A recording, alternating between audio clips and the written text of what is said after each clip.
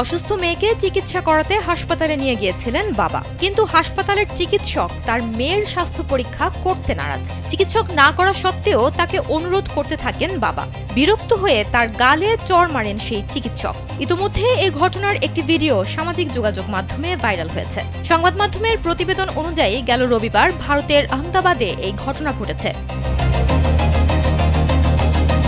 সেই অসুস্থ মেয়ের বাবা জানিয়েছেন, চিকিৎসকের কাছে সন্তানকে নিয়ে গেলে স্বাস্থ্য পরীক্ষা করতে অনীহা প্রকাশ করেন চিকিৎসক, কিন্তু সন্তানের কথা ভেবে বারবার চিকিৎসককে অনুরোধ করতে থাকেন তিনি। পুরো ঘটনাটি মোবাইলে রেকর্ড করছিলেন তিনি। তা বুঝতে পেরেই তার গালে চড় মারেন ওই চিকিৎসক, পাশাপাশি ভিডিও করতেও বাধা দেন। বিশৃঙ্খলা থামাতে ছুটে আসেন এক নিরাপত্তা কর্মী। তার উপরও ক্ষেপে যান চিকিৎসক। তিনি রাগে চিৎকার করে বলেন, নিরাপত্তা রক্ষিত কখনোই কিছু করে না।